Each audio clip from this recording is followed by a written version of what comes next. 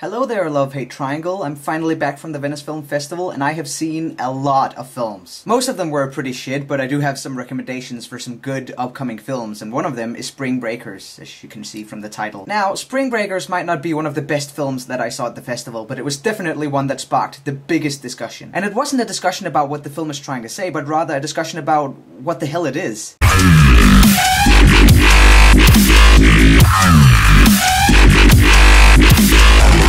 Yeah, so I don't really have my usual snazzy title sequence because this film is so new. It's only been shown in the Venice and the Toronto Film Festival, so there's no trailer yet. Okay, so Spring Breakers is a story about four bored college girls played by Ashley Benson, Rachel Korine, and the two Disney stars Vanessa, Hudgens, and Selena Gomez. They want to get away from their daily lives by going on a spring break to Florida, except they don't have the money, so to finance their hedonic holiday, they decide to rob a small diner. And their spring break actually starts out even better than they could have hoped for. They party like crazy every hour of the day, they drink alcohol, they take drugs, they have sex, until eventually they're caught by the police and put in jail. Luckily for them, there's a local young drug lord, played beautifully by James Franco, and he likes these four girls for some reason, so he bails them out, and soon they're involved in the hardcore crime scene of Florida. It doesn't sound like a particularly interesting story, and it really isn't, but it's told without any regards for conventional storytelling. Instead, the story is told like an R-rated MTV music video. Actually, the first couple of minutes of the film is nothing but a music video. We just see a load of young, naked men and women dancing to Skrillex on a beach before the actual story kicks in. And I say story, I mean the first half of the film is essentially just the four girls partying, which would be boring, except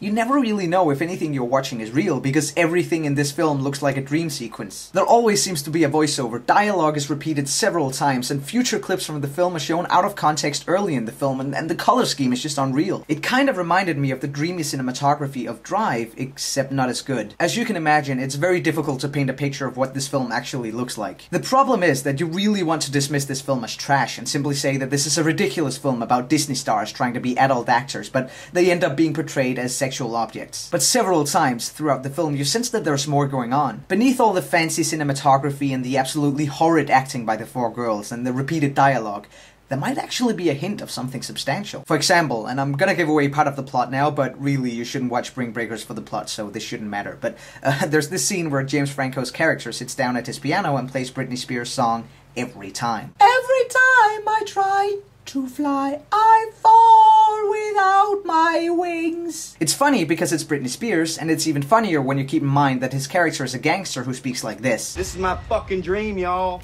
All this shit. Look at my shit.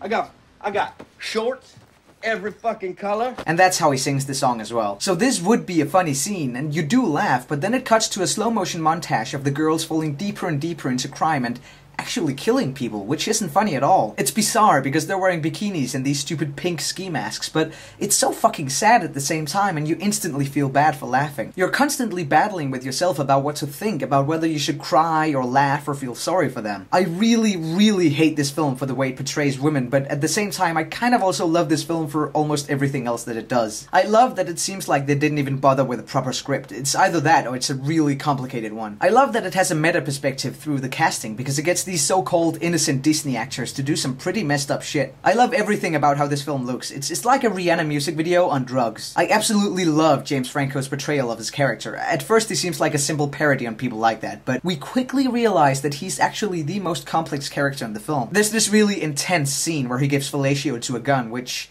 again, is funny and absurd like the Britney Spears bit, but as soon as you think about the symbolism of the scene and what it tells us about the character, you instantly stop laughing. It's definitely an Oscar-worthy performance in my opinion. I love that I'm not really sure if the film is trying to tell me anything, but I still want to talk about it. I don't think the point of the film is to make us question what art and film is, but that's what the discussion quickly turns into. It's just so fucking dumb and so fucking clever at the same time. I don't even think the actors, or at least the Disney stars, know what the film is about. I think it was Vanessa Hudgens who said in an interview or at the press conference after the world premiere that she thinks the film is going to be controversial, and I agree with that, but I reckon it's not because of the same reasons. I think that she thinks that it's a controversial film because of the drugs and the alcohol and the fact that sometimes the film is essentially just porn. However, I think it's going to be controversial because of the way the story is told. And these two elements combined, the porn and the surreal storytelling, that's a recipe for a cult classic. The director, Harmony Korine, has done the impossible. He has turned bikinis and boobs into poetry. And this is even commented on in the film when James Franco's character says that bouncing boobs are like poetry in motion.